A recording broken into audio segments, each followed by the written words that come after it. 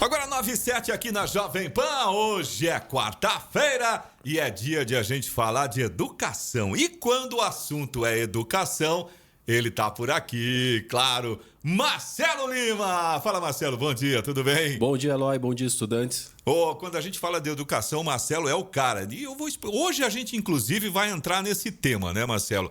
Porque eu acho que tem uma grande dúvida dos estudantes quando a gente fala de universidades públicas e universidades privadas. Sempre tem uma discussãozinha aí entre, né, o que é mais legal, o que não é tão legal. Vamos começar por onde hoje, Marcelo? Boa, Eloy.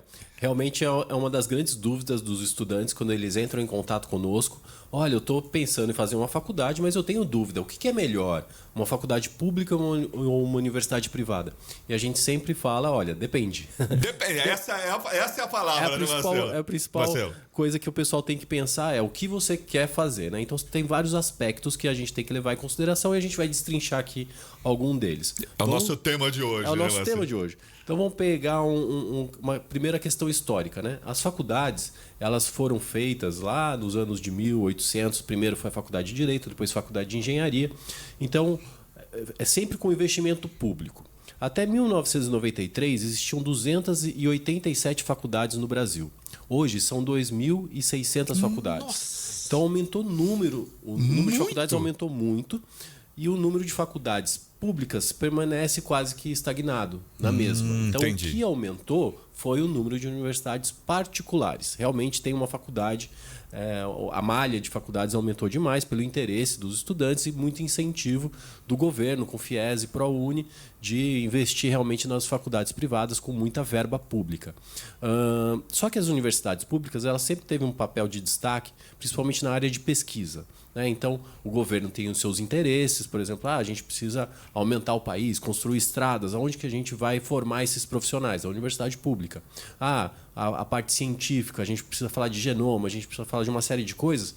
Aonde vai o investimento? Nas faculdades públicas. Entendi. Só que ao longo do tempo, as faculdades públicas elas foram se tornando um pouco sucateadas. Então, hoje eu visito as faculdades públicas e eu vejo, por exemplo, os laboratórios de informática com equipamentos muito defasados, muito antigos, muito quebrados, sem estrutura de sala de aula tão boa quanto as universidades privadas, certo. Então, por exemplo, você vê salas de aula com calor gigante, sem ar-condicionado. Nossa, isso é um problemão, né? Somente com ali um ventilador ou a janela aberta e às vezes quebrada. Não é nem no frio, você tenta fechar e não consegue, não fecha, porque está quebrado. Então, existe sim, não são todas, mas existem muito sucateamento da estrutura da rede pública, da universidade pública. E a gente vê que ao longo do tempo, né, vamos pensar lá na década de 70, os colégios, aí não estou falando de faculdade, os colégios, colégio agora, hein? Os principais, os melhores, eles eram da rede pública. Com o tempo, os melhores alunos passaram a ir para a rede privada e aí você tem uma versão onde o colégio privado ele é considerado muito melhor do que os colégios públicos. Entendi. E a gente vê esse movimento acontecendo hoje na universidade. Então, as universidades ainda atraem os melhores alunos pela fama. Então, todo mundo acha que é uma USP, tipo, uma a Unicamp. pública ainda tem essa fama de ter um melhor ensino, entre aspas, mais ou menos por aí, Marcelo? Realmente, tem os melhores professores, com isso os melhores alunos querem estudar lá, como tem um processo seletivo muito criterioso, porque realmente não paga, acaba atraindo os melhores alunos, e aí quando você tem uma gama de pessoas muito inteligentes numa mesma sala, você acaba entrando na média e você vai ser um ótimo profissional. Mas só que quando esses alunos chegam lá na prática, é o que você estava comentando. De repente, não está exatamente com a mesma pegada, vamos dizer assim, que as universidades, as faculdades públicas tinham anteriormente, né, Marcelo? Aí eu vejo dois movimentos. Os melhores alunos não procurando mais a universidade pública como primeira opção. Tá? Salvo algumas exceções como medicina, porque realmente a mensalidade é muito cara, então todos os pais e alunos querem realmente uma universidade pública, mas tirando medicina, você vai falar de engenharias, negócios, que precisa de networking. Todo mundo hoje procura, quem tem condições, primeiro uma universidade privada do que uma universidade pública. Esse é o movimento. O outro movimento é, um aluno entra na universidade pública, aí sofre ali os seus primeiros anos e fala, eu vou pedir transferência, eu não quero não dá para essa continuar. estrutura, porque os meus amigos que foram para uma outra universidade particular estão tendo melhores ensinamentos, melhores condições do que eu, então para eu me qualificar melhor, eu vou fazer uma transferência. Então a gente vê muito esse movimento acontecendo e eu acho que infelizmente daqui a alguns anos a primeira opção de todos será a universidade particular. Privada, né? Da iniciativa privada, né? Agora, esse é um outro ponto, né, Marcelo? Quando a gente fala justamente das universidades privadas, né, das particulares, vamos dizer assim, como o pessoal costuma falar mais comumente, né? Sempre tem aquela preocupação com os valores, né? Porque, querendo ou não, tudo bem, a gente sabe que tem vários programas do governo que dão uma força nesse sentido, mas o aluno tem que pagar. É diferente da pública que, embora a gente tenha essa discussão que a gente estava comentando agora há pouquinho, ainda no caso da pública você ainda tem um custo zero, né? Vamos dizer assim, em relação à universidade propriamente dita, ao estudo propriamente dito. Agora, quando você fala de uma universidade privada, por menor que seja, ainda tem um custo para ser bancado pelo estudante, né? Sim. O que dá para fazer? Tem alguma alternativa, de repente, para conseguir fazer uma universidade particular com boas referências, evidentemente, e com um custo acessível? Alguma alternativa para esse pessoal? Eloy, esse é um ótimo ponto, porque quando a gente fala de recursos financeiros, aí a gente tem que colocar na ponta do lápis. Sim. Tem que fazer uma planilhinha. Então vamos lá. Calculadora na mão ali, planilhinha do Excel. Isso. E vamos fazer conta, né? Então vamos lá. Um estudante de São José dos Campos, por exemplo, que passa numa universidade pública, numa Unesp da vida, que vai morar em Bauru, em São Paulo, em alguma outra cidade. Bem colocado. Ele tem que colocar ali no seu custo o seu custo de transporte, você vai ter que alugar um outro lugar, porque você não vai mais morar com a mamãe e com o papai, então você vai ter que morar em uma república, por exemplo. Querendo ou não, alimentação também. Alimentação. Precisa de alguma coisa? Precisa de um seguro de saúde. Então você coloca tudo na ponta do lápis, você vê que tem um custo grande também para você fazer uma universidade pública, que não é pagar a mensalidade, é tudo que gira em torno, os materiais, os livros, o transporte, enfim, bastante coisa.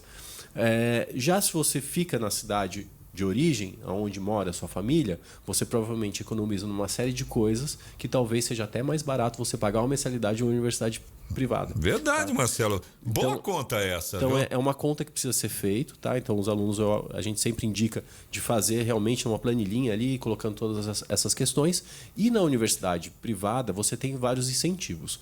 Um é os programas de governo, como o ProUni e o FIES. Então, o governo realmente tem ali uma parte que ajuda, pode pagar até 100% mesmo da sua mensalidade. Né? Uhum. E tem muitas faculdades que, por exemplo, são filantrópicas. Então, ela precisa, por lei, dar uma série de bolsas de 100% para alguns alunos. Então, se você tem uma condição econômica, sua família, sua renda familiar é de até 2 salários mínimos, você vai no assistente social da sua faculdade, toda faculdade tem uma área de assistente social, fala, eu preciso de ajuda. Tem uma bolsa aqui da própria universidade que eu consigo pleitear?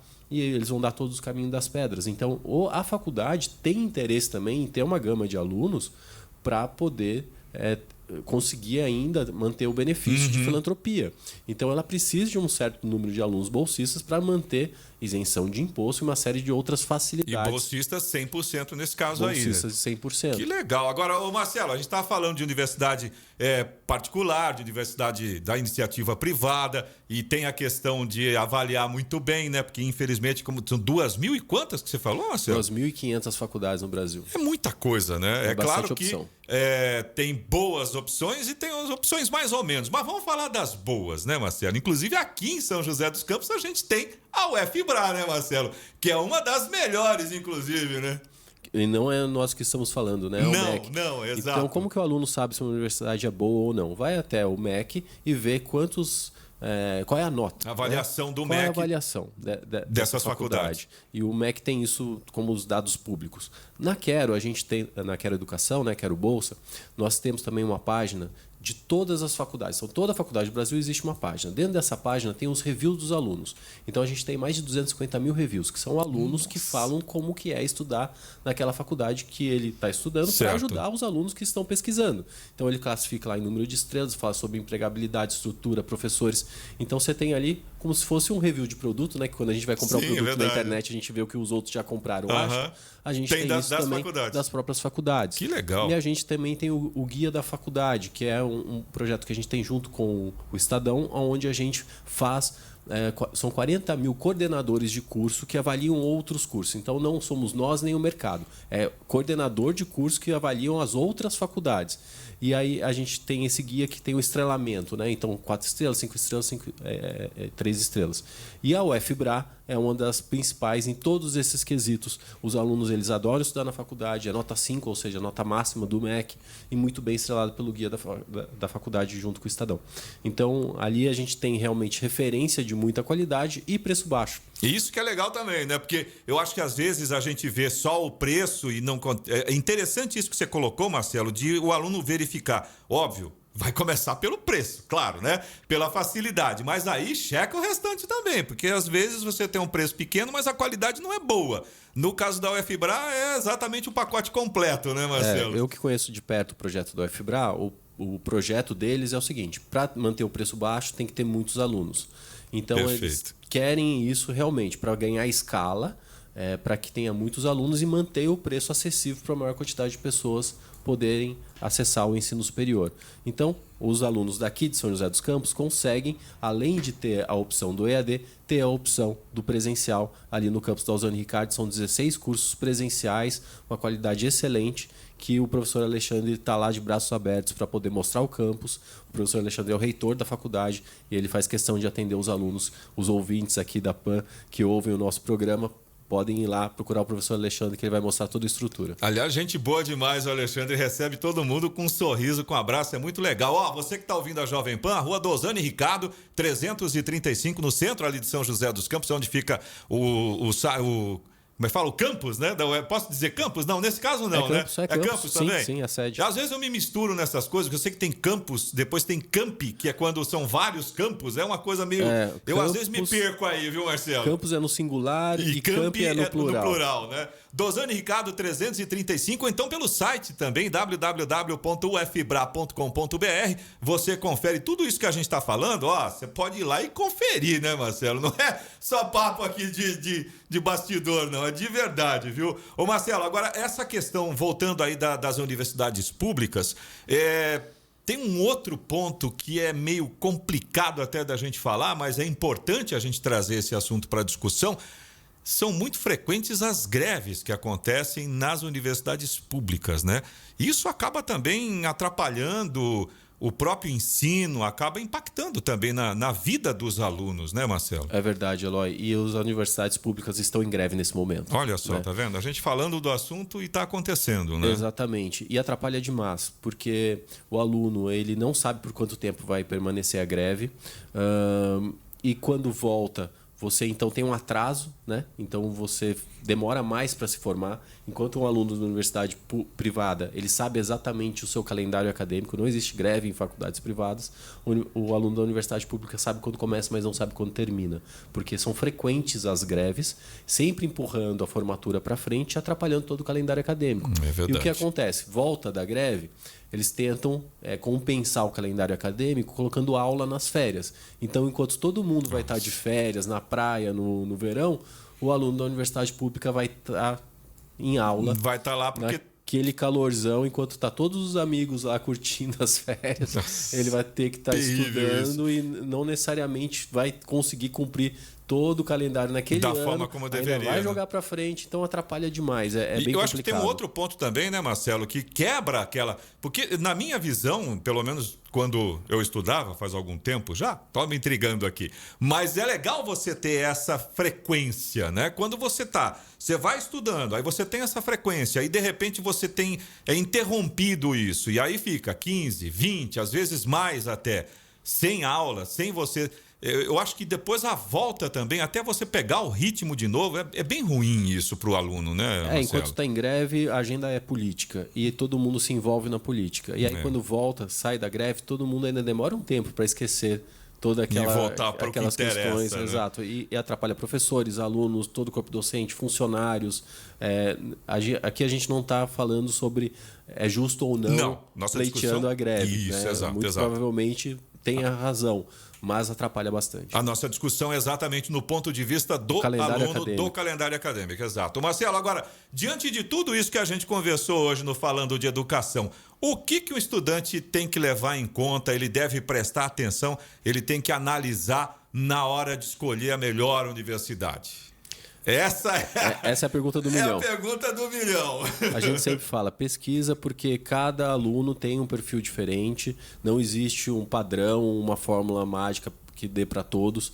Então, você tem que considerar, se você tem condições de estudar fora, morar fora, ou é melhor você morar perto da casa dos seus pais, fazer todas as contas, se é melhor universidade pública ou privada, você levar em consideração se a faculdade é perto de você, porque também passar muito tempo no trânsito todo dia, ninguém merece, né, para quem estuda presencial. Se você vai fazer EAD, você tem que levar em consideração se você tem a disciplina de todo dia, dependendo só de você sentar na cadeira e estudar de verdade no seu quarto, se você tem um ambiente tranquilo, que ninguém te incomoda. Então tem uma série de fatores, mas o que eu sempre falo é, quem faz um estudo de qualidade é o aluno. Então depende muito do interesse do aluno. Às vezes você está numa faculdade ótima, mas você só quer bagunçar, você não vai aprender nada. Não vai sair um Agora bom você está profissional, com uma faculdade que legal, é acessível, tem um conteúdo ok. Mas o aluno é muito interessado, ele vai se destacar, vai ser um ótimo profissional. É verdade. Então o que interessa mesmo é o interesse do próprio aluno. Começa por aí. Esse é o ponto de partida, né? Marcelo, legal, muito bom sempre o papo aqui.